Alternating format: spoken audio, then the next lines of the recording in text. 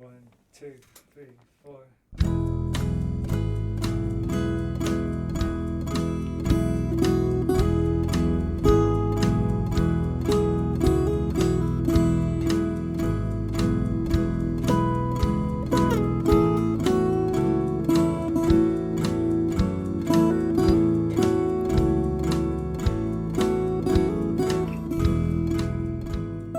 Hello, lovely listeners, and welcome to SKYLIT. This is the SKYLIT Books podcast, and I'm your host, Natalie Freeman. Today, we're so excited to welcome David Leo Rice to read from his debut story collection, Drifter. And after that, he'll be in conversation with Matthew Spellberg. Before I introduce them, I wanted to remind you that SKYLIT Books is open for in-store browsing. We're open from 11 to 7 on weekdays and 10 to 8 on weekends. We ask that you continue to be kind and respectful to our booksellers and your fellow shoppers when you visit us. We are also offering online ordering through our beautiful newly designed website, which you can find at www.skylitbooks.com. And now to introduce you to our guests. David Leo Rice is the author of the novels A Room in Dodge City, A Room in Dodge City Volume 2, Angel House, and The New House, coming in 2022. Drifter, published this June, is his debut story collection, and you can find him online at www.raviddice.com. He'll be in conversation with Matthew Spellberg, a junior fellow at the Harvard Society of Fellows and faculty at Outer Coast College in Sitka, Alaska. He writes for many venues on Indigenous languages, outsider artists, European literature, and the history of dreaming. Welcome, David and Matthew. I'm so excited to have you. Thank you for having us. It's great to be here. So, Great to be here. David, did you want to start us off with a little reading from Drifter? Sounds great. So I'm just going to read a very short story from kind of towards the end of the book called Jello, that I think it's actually the first time I've read it in any public type of setting. So it should be cool. All right, Jello, it's only a couple pages.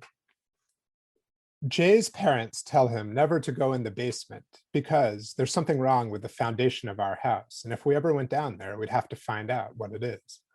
So for the first 7 years of his life, he doesn't. He does what they tell him to, like go to school and carry the trash out to the curb and only watch one movie on a Saturday night and brush his baby teeth because even though they're going to fall out, his gums hopefully aren't. He doesn't like it, but he does it. He wonders sometimes what's down there and if finding out might actually make his life better, not worse. But until he's 8, he resists taking any action. Maybe, he thinks, the life I'm living is the best one, if not the only. So he keeps going to school where they talk about the Roman Empire and planets and paramecium and pi, but these seem to be just words, or at best, pictures, diagrams, maps, etc. Nothing that can do anything. He starts to get sad. He has friends, sure, at least a couple, and they play in the sandbox with trucks and shovels when they're little and watch The Lion King when they're a bit bigger and The Dark Knight when they're a bit bigger than that. And they eat pizza and Oreos and play laser tag on each other's birthdays, but still the sadness grows. He lies in bed and looks out his window at the factory up the street, belching smoke, and he watches the garbage truck chug by in the early morning, knocking over the cans, and he feels the sadness drip down from the ceiling and in from the walls, covering him up like a second quilt when the first one is already too hot. And underneath it all, at the very bottom of the house, he can feel something yawning, its burpy breath trickling through the kitchen, up the stairs, along the hallway, under his bedroom door, and into his bed. Something's waiting, he thinks, lying very still, unsure if he's dreaming.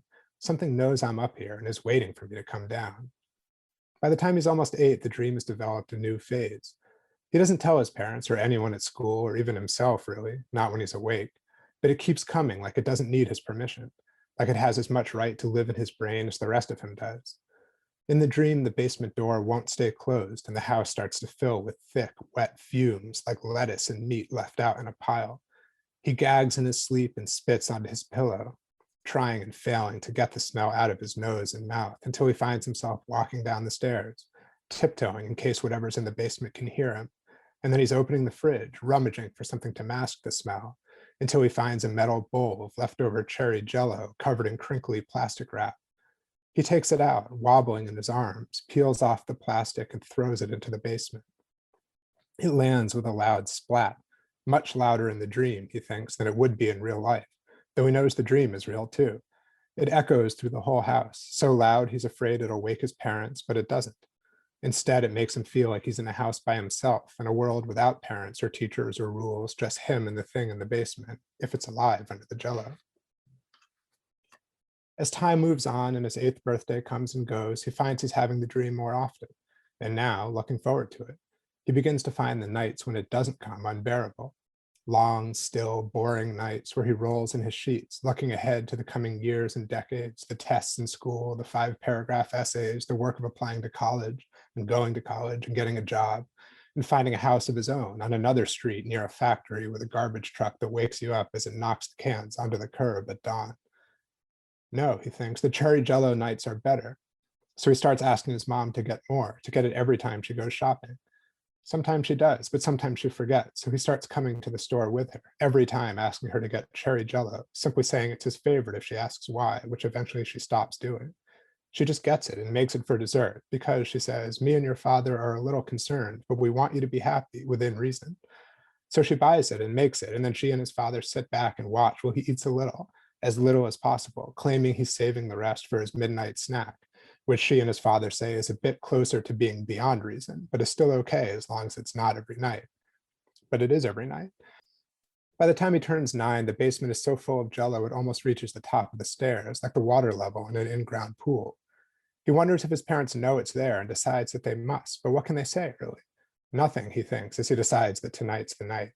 He has dinner with his parents, listening to, to them discuss Mr. Veach, his dad's boss at work, who has halitosis and gave himself another bonus instead of fixing the damn copier. And he watches his mom make what she doesn't know is her last batch of cherry jello.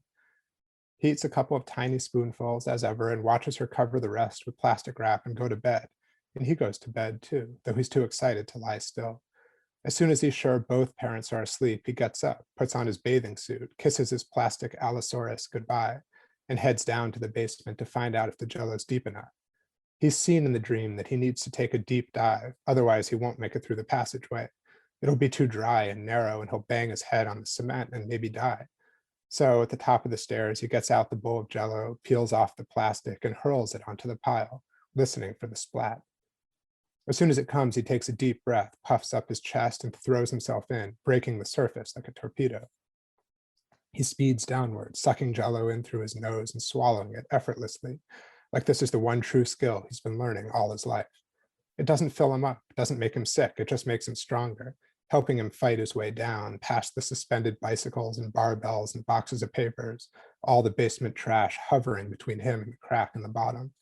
Swallowing more and more, he cuts through the jello with the sides of his hands and forearms, pulling himself downward through the dark red toward a glowing seam far below.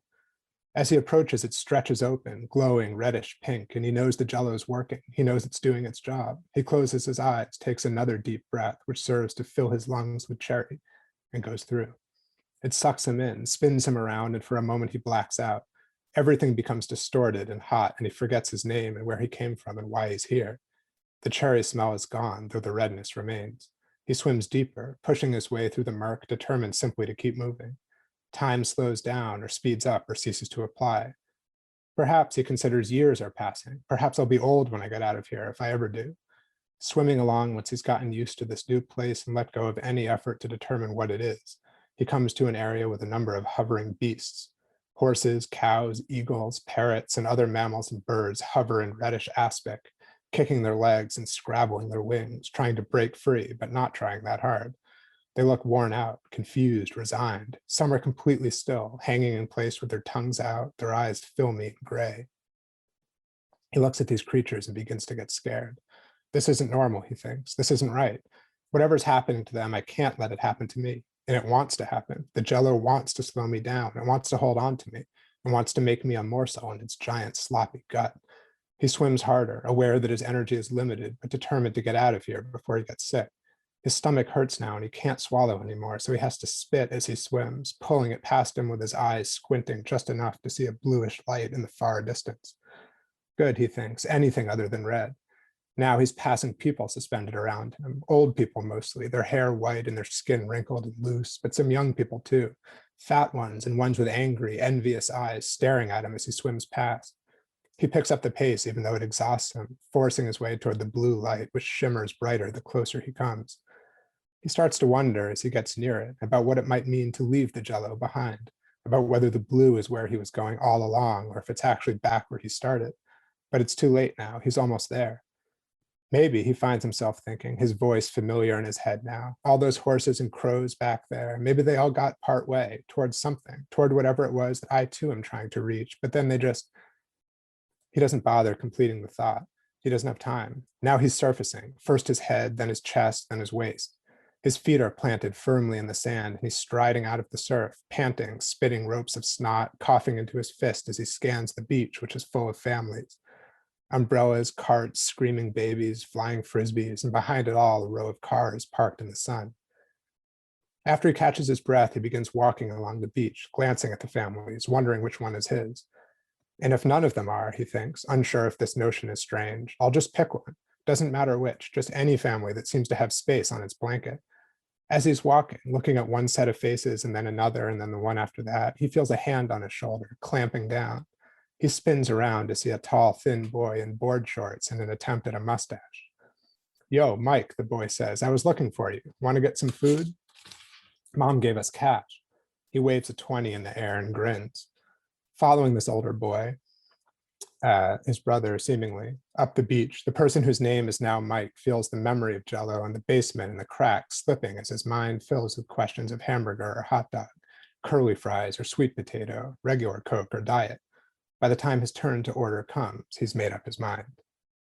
Thank you, David, so much for that reading. It's always a pleasure to hear your stories in your voice. David, you and I have known each other for about 15 years now, and I've had the pleasure and privilege of reading many of these stories, both in draft form and when they first came out, and now again, as they've been collected into this book that represents about 10 years of work for you. And I wrote a short introduction for it and had a chance to think a lot about the stories as a result. And what I want to ask you about to begin with is just to walk us through the boundaries of the universe of your stories. We started with this story. You and I agreed to have you read this story because it's a story that starts in childhood, but you have a world that begins in childhood, stories of people like this boy who turns into Mike, who's living in this house with a living pool of Jell-O underneath it. And you build up into a whole set of relations and experiences having to do with many different ages of life and experience and places in the world. And I wonder if you could just walk us through that, that kind of geography and the time span of your fictional world. Yeah, definitely. And thank you for the really amazing introduction to this volume, which is like was a thrill to read and to reread today. And yeah, it's wonderful. I tend to think, the idea of it being called Drifter and involving, individual drifters in each story, like in this one we just heard, but then also on a more meta level or macro level being about drift between different zones in the world, so that almost the reader becomes the drifter working their way through this book. And I think those different zones, map onto real geography, but always fraught or questionable or sort of rendered strange in some ways, like a kind of another world or a twilight zone that is basically recognizable places, but then has certain meanings that develop over the course of the book and hopefully over the course of other books also. So Jell-O, the story that we just heard, is kind of my East Coast world, right? So it's, I'm from the East Coast, and it's the world of childhood. So it's like the small town, the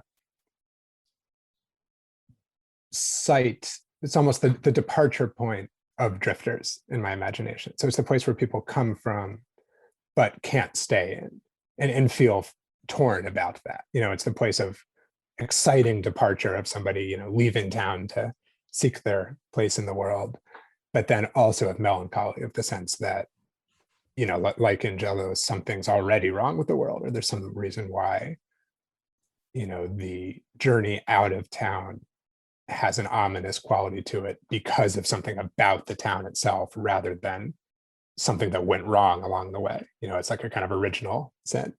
So, that's the East Coast world, which I think maps onto small towns and childhood. Then geographically and existentially, the journey heads westward. So these, Western towns, my other more novel work involves a kind of fantasy version of Dodge City, right? I have these Room in Dodge City books that take place in a kind of psycho-verse version of the actual Dodge City in Kansas. So that's a kind of Wild West world that we also visit in Drifter through other of the characters who may as well be Dodge City characters, even though they're in other stories. So I think that's the place of lost childhood. So the Western towns, like the boom towns and the oil towns and the kind of movie towns, are places without roots, or places where people have gone too obscure and escaped their roots, and places of people under assumed names, or sort of places where the drifters are maybe think it's a stop along the way, but maybe a place where they end up. So it's kind of the opposite of the problem is the opposite of the East Coast, in that rather than being too rooted, it's maybe not rooted enough. And then the last of these three realms that the stories move among is actually a reversion to the old world, back to Europe. So there's a lot of stories in the Black Forest or other parts of Germany or Switzerland, or there's one story that goes all the way to Japan in this collection. And I think those places are, at least from a kind of warped American point of view, are always like a failed attempt to find the deepest deep roots, even older than the East Coast. And for that reason, the journey becomes even more bizarre and nightmarish in those geographical and narrative realms. Yeah, so your story world has three zones that kind of map onto three stages in life: childhood and this East Coast world, a kind of angry adolescence and the Wild West, and then this kind of strange mythical sort of senescence, growing older, but also sort of sometimes regressing into a cyclical rebirth in the old world, in Europe or in Japan or in countries far away from the United States. And I want to, with the rest of this conversation, I want to kind of unpack that, because it's like this huge world that you've created that's like, some of these amazing fictional worlds of the 20th century, like Macondo by Gabriel Garcia Marquez, or Yokanapatawpha County by William Faulkner. And so I want to just kind of move part by part and unpack that reality that your stories are kind of reaching for. So to start with childhood, you grew up in Northampton, Massachusetts, and I think that's a really important fact for anyone reading your fiction. Can you just tell us a little bit about how Northampton fits into your vision of a fictional world? Certainly, and I'm back in Northampton now, so it's especially fitting. I think there's a few layers of it that I became conscious of at successive stages of my own childhood and adolescence, as my own interest in writing and like desire to pursue that was also taking shape. So I think on the one hand, it is pretty deep in the woods. It's a small town pretty far from Boston, deep into the wilderness of Massachusetts, closer to Vermont or New York State. So I think I was very both intrigued by and frightened of the sense of the deep woods. So reading and actually this will relate back to the German folklore too, of like reading the, Grimm fairy tales as a child was not hard for me to picture them happening here. You know what I mean? So like that's one aspect. But then also Northampton has, a number of colleges and universities around, and a lot of influx, somewhat from Boston, but much more from New York. So it kind of is, in my book, Angel House, there's this phrase called the town's city, which is a kind of like impossible geography of a city contained within the small town. But that was the experience of growing up. Growing up here in the 90s, it was like, Sonic Youth was here, and the Pixies were here, and the creators of the Ninja Turtles were here. And it was this very hip kind of, mini Seattle kind of vibe that I became aware of when I was really young. And so in a way, my sense of like what it would be to be like a cool 20-something adult, like living in an apartment, in the big city, was literally the apartments in downtown Northampton, such that when I finally moved to New York, in my 20s, that was almost a letdown. Like it felt less urban than my vision of urbanity, which was formed in Northampton. So I think that it's not exactly a contradiction, but the sort of impossible collision of feeling like you're in the middle of the woods and you're in like a super New York City, fused together into a worldview that I've used for everything, and it feels like a very fertile ground to just continually set stories in. I think especially because when I was a teenager, my vision of the larger world, and therefore my vision of the kinds of stories that I would want to write to participate in the larger world, was always set here because that's where I was. So in a sense, now I'm in the opposite position of living in New York, but continually cultivating this kind of Northampton of the mind, which to me feels like it can be the setting for almost anything. One of the just best things about being your friend is getting to go to Northampton with you and just walk down Main Street and have you just like recreate all of the kind of mythical geography of your childhood and be like, oh, and this is the place where like I wasn't allowed to go into. And like, I just thought that there must've been some like monster living there. And this is like a place where this crazy old lady lived. And like, this was the like apartment on Main Street that I really wanted to live in. And like, this is the like Moroccan restaurant where I worked in the kitchen and like this happened and that happened. And there was this kind of thing. And there's just so much like joy and passion for your hometown. Your experience, I think, is not like a lot of people who leave their hometown to move to the big city where they kind of hate their hometown or they denounce their hometown. You seem to just totally love Northampton. Paradoxically, in your stories, like all these little towns are just like gruesome. They're just full of violence and bloodshed and people drowning in like monstrous aspects full of like, paralyzed animals. So how do you reconcile these two things, like your passion and love for the small town and your sense that it's just full of horror? I wonder if it's that the small town, in my experience, is the place where you can confront that horror with a sense of joy. And maybe that's my relation to, using horror as a fictional mode also, which is that it's not about discounting it or treating it as trivial, but it's about having a certain approach in which you can take it seriously, but also experience a kind of dark pleasure in that. Whereas maybe if I felt that I only had the city, or if I felt, the description that you said before, that I had renounced the town upon moving to the city, maybe I would feel the horror more, not more immediately, but I would feel more defenseless against it. So maybe like for me, setting certain horrors in this place where I otherwise feel extremely comfortable is an approach to giving it its due. Not pushing it away, but like contextualizing it in a way that I can work with it rather than just be like completely overwhelmed by it and therefore kind of rendered paralyzed by it. Yeah, I think that has to do with a really important theme in your work too, where you explore these kind of huge systems of horror that we've all fallen into in whatever you want to call it, modernity or the present, and the kind of total powerlessness that people feel in front of those systems, and the way in which people's, I don't know how to put it, like people's avoiding of confronting violence or people's denying that there's horror out there is kind of a way of falling prey to the system.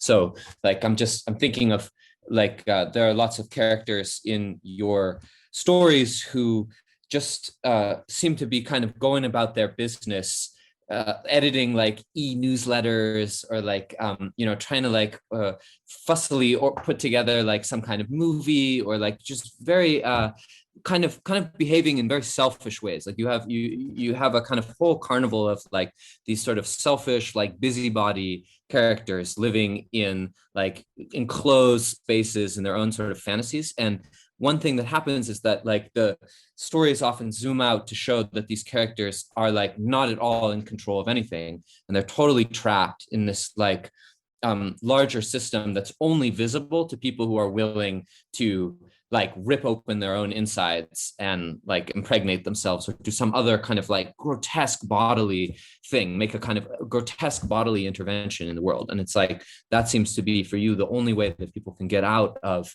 just the kind of prison of being in these huge systems that you can't really have any agency in. Yeah, absolutely. And maybe that's another way that, you know, as a writer, and my hope for a reader is to be that kind of meta drifter, that you're the one who has the broader perspective, you know, that the characters are often in, like you said, these kind of small and very like inward turn circles, either literally because they're just trapped in the towns where they are, or because of some avoidance goal or mechanism in their personalities. You know, I mean, one thing I was thinking about today is that I think a lot of the characters in here, and probably in all of my writing, are not quite alive. Like they exist in a sort of undead state, or there's something about them that isn't activated yet. You know, and there may be no escape from that, but they kind of know it. You know, so like part of the drama in the stories isn't that the characters are fully active, that they can just like pursue something or escape something, or even like meaningfully succumb to something, the way a character in a more like traditional horror story might. But I think the grace that they do have is an awareness that they're in this state of kind of half-life. And therefore the question, and maybe the drama of the story, is whether there can be any good in that, right? I mean, the bad in it is kind of obvious, that we would all hope for ourselves that we could be fully alive. But on this kind of more perverse level, I'm interested in the question of, you know, are the characters stuck in a half-life, which actually gives them a glimpse through the cracks, or through, you know, behind the back of the kind of systems that you were describing. So actually by being like almost zombies, there's something that they're able to become aware of, whether or not they want to, that I think we, in our effort, our understandable effort to be fully alive, have to keep pushing our awareness of away. And maybe that thing is just death, but maybe even within life, it's like these different systems that want us to remain within them, and that are therefore kind of spirals that keep deepening your engagement in them the longer you stay in them. You know, and that the goal of art in some way is to, I don't think you necessarily can get out of them, but the goal of art is at least to give like a sudden glimpse of what the outside might look like, or even what the system might look like, so that at least, you know, for a moment, you can become aware that it exists as such, that it isn't just reality. Yeah, and I think you want in your work to talk about that process, not only in the life of individuals, but also in the way we think about history, and about American history in particular, and maybe about world history, because it occurs to me that in the stories in this collection, you've got this kind of classic American immigrant story, a little bit like the arrival on the East Coast, then like going west, like go west young man, and like maturing in the West. And then the stories kind of often end up, and the sort of arc of the book kind of ends up back in the old country, in Europe, in Japan. And like, that's where some of the most kind of climactic stuff happens. And it's almost as if like the progress narrative of migration to the United States and so forth is actually revealed to be this huge cyclical loop that's just going back and back and back and back, and it never goes forward. And the whole idea that it's based on progress or evolution or whatever is shown to be kind of a lie. And instead, there's this kind of huge like global system of people just like drifting from place to place. And as they drift, they're like pulling up everyone else's roots, so that you've got this like big floating world. You know, this kind of soup of Jello, like in the Jello story, where people are just kind of passing from world to world to world and never able to anchor themselves. Totally, yeah, and that it's, you know, they're post. The word like postmodern is, it already sounds old now, but like they're post American narratives. You know, that idea of that you could like start a new life either by coming to America or by going deeper into America, you know, heading west, feels maybe not over, but like dubious now. You know, it feels questionable on a lot of levels. And so I think, you know, and I think these characters know that, or at least perceive it. so like you were saying, there's this larger loop that they've fallen into, that there's this kind of sense of reenactment and regression, and people are continually just redoing the steps, almost like the Stations of the Cross or something. There's just like steps along this journey. They just keep going on.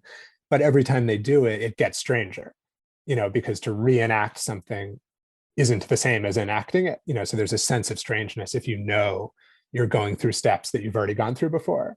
And to reenact something again is even stranger, and so on and so on. So I think this sense of, I don't know if the stories are surreal, and that also feels like a kind of old word, but there's definitely a sense of this just like emergent strangeness, that like people are going through these kind of classic arcs, but because it's too late, or because like the conditions aren't there for those arcs to make sense, there's something ritualistic or fetishistic or cult-like about it that I do just feel in the air. I mean, I think these stories were written throughout the 2010s, so part of my like putting them together now has occasion to just looking back on that decade, and it does feel like a decade of like myriad both legitimacy crises of people not being sure what history is true, or what their history is, or whose history is being told by whom, and so on. And then at least in these stories, a lot of like dark grifter kind of characters who are selling histories with very sinister intent, and themselves aren't even sure of their own history. So I mean, I think there's sympathetic characters to a degree, and that they also are in this rootless jello state, but there's definitely a sense of something sinister happening in the stories too, of people offering each other a sense of certainty that can't really be grounded in anything except violence, perhaps.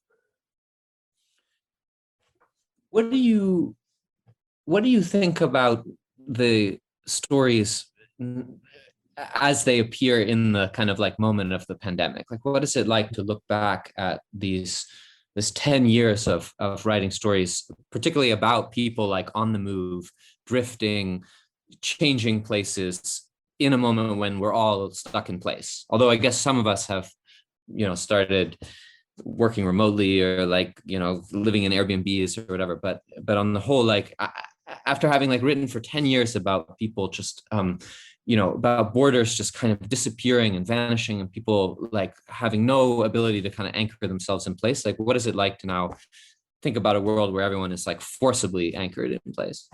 Yeah, that's really interesting. I mean, I wonder if in a way, I think you say this in the intro too, that like part of the conundrum of the drifters is that they're so free to move, and borders vanish and everything like that, but also there's something stuck in place emotionally or like ontologically about them, that there's some way that it's like they're trapped in a shell that they can't quite hatch from, or sometimes I describe characters as like not really having been born yet, that they're kind of in the world, but it's not really the world, or like there's some emergence that they're still waiting for. So I wonder if during the pandemic, or at least in my experience, is kind of the opposite phenomenon, that because you're trapped in place, or at least have, even if you can go to Airbnb or something, that like so many other places like are just deleted from the map, the optimistic view on it is that it was a chance for some kind of inner growth, or some way that like, I think at least early on, like in spring of 2020, there was terror and fear, obviously, but also I feel like there was this real, almost like wild optimism that maybe some just like radical, or almost like inconceivable change was afoot. And now we almost have the opposite feeling, that like the idea of it, the absolute worst of like everyone dying has been averted, but at the same time, the idea that like any major like social or personal change will really happen also seems to have evaporated. So I feel like that idea of like what will it take to finally be born, and maybe it's just a human condition. I don't know that it's unique to this moment, but I think the pandemic pressed on that wound in people's minds in a really interesting and kind of disturbing way. Yeah, it makes me think of the central story in this collection, The Hate Room, which is also out as a related chapbook. An amazing, amazing story. And at the center of it is like an Airbnb, basically. in which people go to just disgorge their foulest hatreds, and hence the name Hate Room. And the kind of central conflict of it is that there's these two lovers, these two boyfriends who run this hate Airbnb, and one of them is totally on board with using it to lure people to disgorge their hate and to run a business, and the other one is desperate for the hate room to be a like peace and tranquility and Zen room with like tea candles and just be a kind of space that represents his best self. And he ends up being the like tragic figure in the story because he can't accept the like hatred that's sitting there in people's hearts, and in people's, literally in people's homes and in their rooms and in the spaces they make for themselves. And it's like something similar has happened in the pandemic, where people sitting at home were like, oh, this will be my best self. This will be like a renaissance of sourdough baking and reading encyclopedia and learning the piano and so forth. But in fact, what it's revealed is that at least the way the world is now, when we're left to just mirror ourselves, like all we manifest is festering frustration and dissatisfaction. Yeah, no, and festering is literally a symptom of stasis. Something that's moving can't fester in the same way. Right. Which can be its own problem because you can feel you're always running away from something, right? But the opposite problem is obviously what we saw this year, of like something unresolved rising to the surface without being any closer to being resolved. I think that, like, the way I think about horror, certainly in these stories, is it's like something always appears that is palpable, but not any one thing. So I don't think I would ever write like a monster story in a classic way, or a story about aliens or something like that. That kind of thing doesn't interest me as much, because I think it's truer to life that, some kind of bile or some kind of just unresolved rage or confusion or panic or fear comes to the surface and just exists as a natural condition of the world, but doesn't really have a clear form, which isn't to say that there aren't like actual villains in the world, but it's like the thing itself is always elusive. And that aspect of horror interests me a lot more, so like everyone in the stories is a kind of stand-in. And maybe this is true of the towns also, though, like I've always been interested in towns that are movie sets. So it's like, it is a town that people are living in, but at the same time, it's also the set for the movie about life in that town. So I think like those ideas of reenactment, or the sense that, you can never get to the original thing and therefore can never get to like the real thing, motivates the sense of like American anxiety.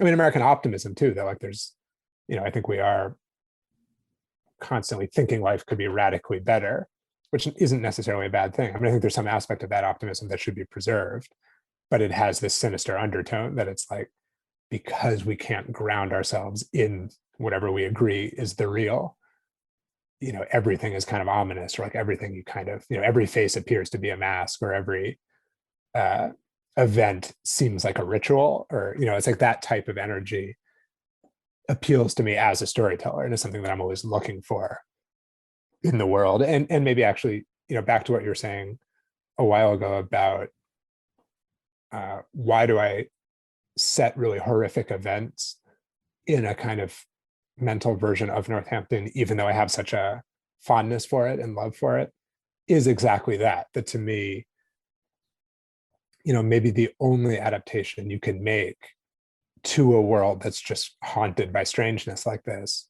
is to try to celebrate that, or to find some way of it, that's beautiful. It's like the idea that the beautiful thing is always out of reach.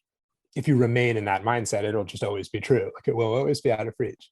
But if you can find some interest in these kind of like, degraded and seedy and second order versions of the world, which I think just is the state that the world is in at this point, which isn't to say that you can't also try to improve things, but if you can find something of value in that and try to really work with that, on the simplest level, it's like you can just appreciate the places you are more. You know what I mean? And you can sense that there is actually something kind of very not just interesting, but nourishing about this like sad carnival that we seem to be living in. Yeah, so that really makes me want to say something about the arc of your work as I've seen it develop over these last 15 years. What you just described, seeing that incredible aesthetic energy in the like grotesque carnival of the world around us, and really saying that art needs to go into that carnival in order to draw out something that's genuinely beautiful and that's genuinely capable of touching us. That's a kind of conviction that you've had as long as I've known you, and probably much longer. That has been at the very center of your work. And it's beautiful to watch it develop and strengthen and just remain the kind of heartwood of your philosophy. One thing that has changed, though, is I think, and it's something you can really see in these stories which have been collected over 10 years, is that your work has simultaneously become much more political. Like I think 10 or 12 years ago, you wouldn't have thought about yourself as a political writer. I think you might have even kind of said, I don't do politics at all. But there is a kind of message, and it's not a, vote for this person kind of message or even like an activist message, but there is a kind of critique and a kind of even maybe a call to arms in your writing. And I wonder if you could just say a little bit about what you think that is. Yeah, absolutely. I mean, I think part of it is that over these past 10 years, part of it's just getting older, and moving from a more student state or adolescent state into just being like a citizen and realizing that you are subject to the world in the way that everyone else is. I mean, that's inevitable. But I think also, over these past 10 years, what we call politics has like touched on the level of the mythic or the transcendental or the, horrifying in a way that in my lifetime or our lifetime, it hadn't, at least not that we were cognizant of, so that like it scooped something up into itself, that felt like it was really deep in the essence of the world, let's say, so I think it just like became impossible not to be interested, although interested is maybe too neutral a word, but not to be, activated by in some sense. What it is, I think that's really hard to say, within the realm of fiction. But I think it's something like what we were saying earlier about this idea of like larger systems or larger forces mediating somewhat freely between what we would consider the natural and what we would consider the supernatural, or this idea of, what could broadly be called like weird fiction, or just a kind of weird or uncanny or spooky relation to reality becoming increasingly prevalent in the political realm or the political discourse, and also what that realm inspires in people. That it's like, I'm certainly not alone in having been kind of like stirred up by these different movements over the past 10 years. So like there's some symptom of this time that I don't want to say that I feel lucky, but that I feel glad that my like fictional interests seem able to express in a certain way. And maybe that's not a coincidence, because the kind of, film and the kind of literature that I grew up reading was of, reading and watching was of the time that was also producing this moment culturally and politically, so it's like there is some trajectory that we're all on from, us being born in the 80s and then coming of age in the 90s and 2000s and, being being here now, that there's some like gathering snowball of just influences and intimations that we've taken with us and have formed whatever we've turned our attention to during that time. On a more like sense of values within the stories, I think it's something like that of like, how do you make people look up or almost like look out of the circle that they're turned in toward? That might be one way to put it. That it's like all of the characters are on loop, or like we've been talking about reenactment or carnivals or rituals or closed communities or communes. There's a lot of those types of situations and settings within all these stories. And so maybe if there's a kind of, political aspiration within it, it's just about making them look away from those cycles, and therefore A, realize that they are cycles, and B, realize that there's some like larger world out there. and that it's not necessarily about like one particular intervention, but I think like the largest like macro concept is just like, how do you conceive of the future? How do you get out of just like an endless cycle of fixating on the past, or fixating on there not being a clear enough past? Like, how do you put those questions to rest and like actually collectively conceive of like a real future? And also, I mean, related to that, I think a lot of these stories involve failed suicides or failed apocalypses. Even the story Jello, right? It's like he almost just leaves the world, but then actually is just still in the world. So I think that idea interests me a lot, is like, how do you go on living even in a moment where the dominant narrative is basically apocalyptic? Which is not to say the apocalypse isn't coming or hasn't come, depending on how people conceive of it, but rather, how do you go on as long as the story goes on in a way that feels productive? I think that's really the essence of what I'm trying to get at.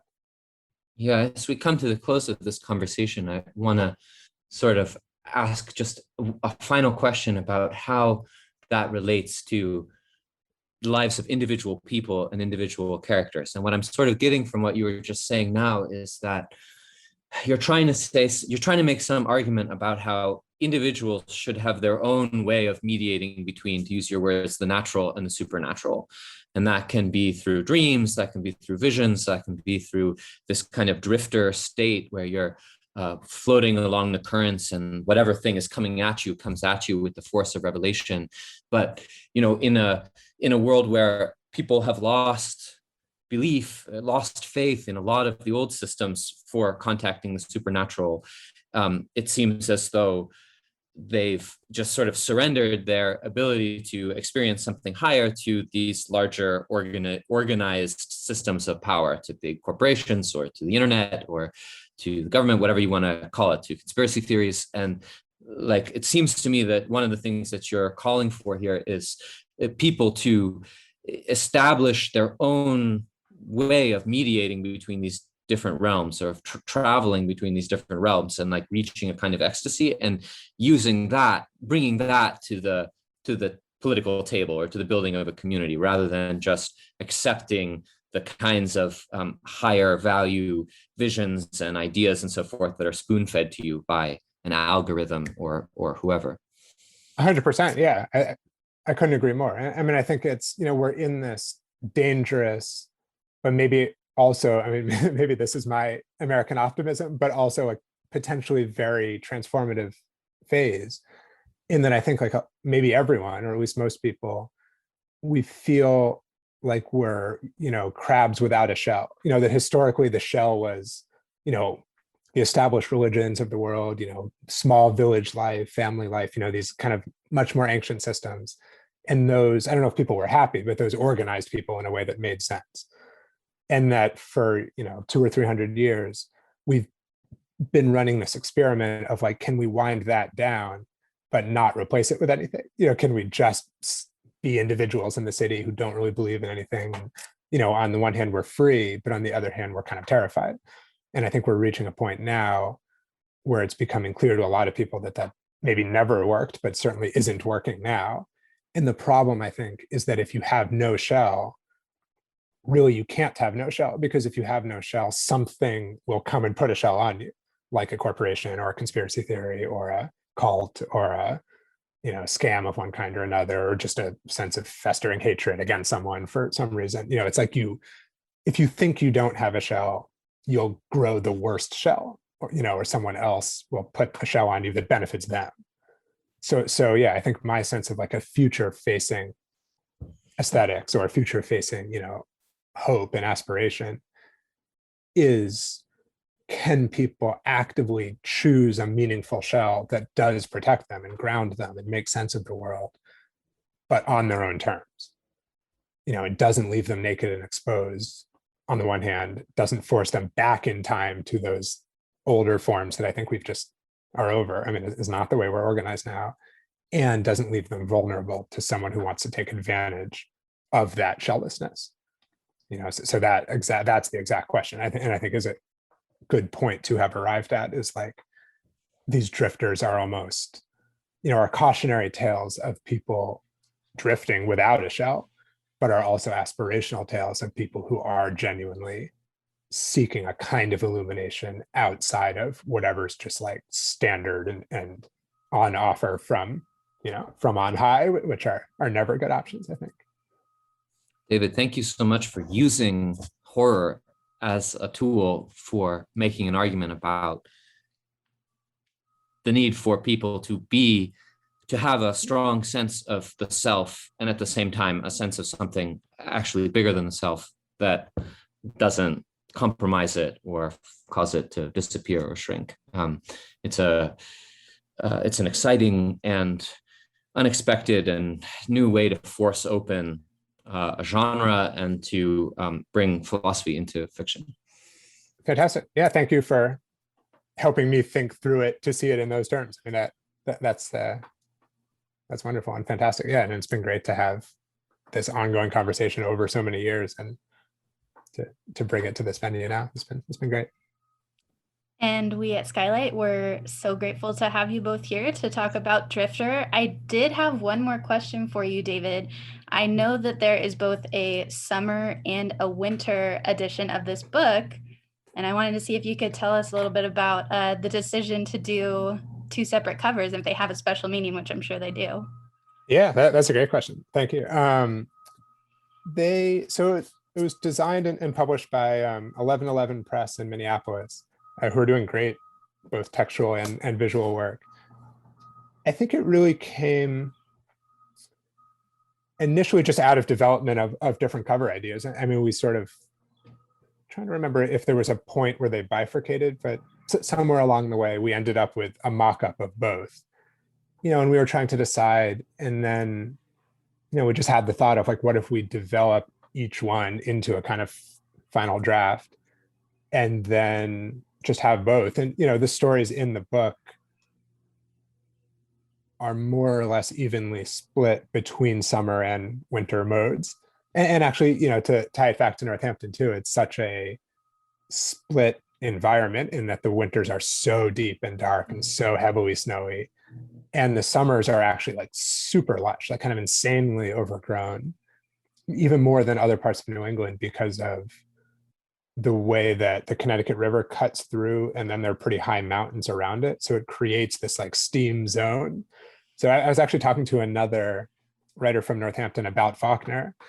And I told him that, whenever I read Faulkner and picture Mississippi, I picture it as Northampton. And he was like, oh my God, so do I. Like, so I think that's not so uncommon, actually.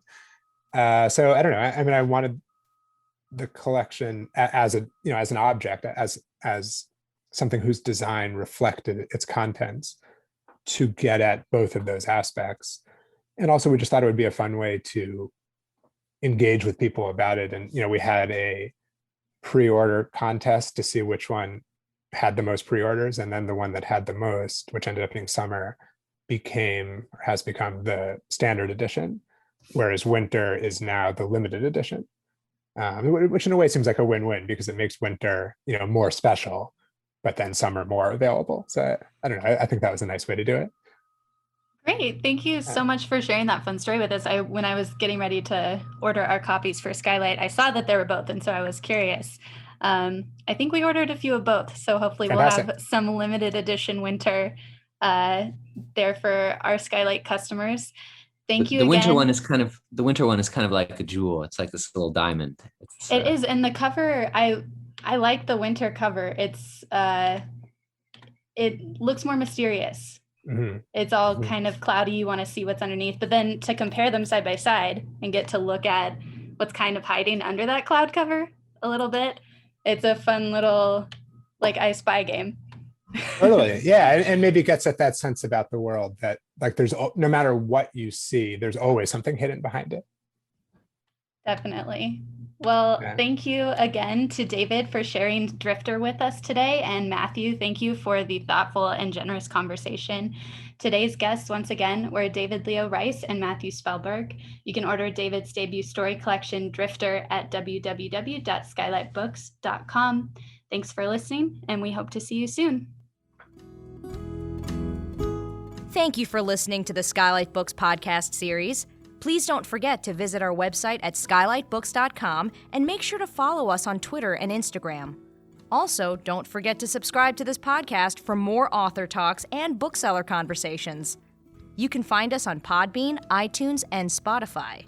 Stay safe and healthy, and we hope to see you back in our store soon. I see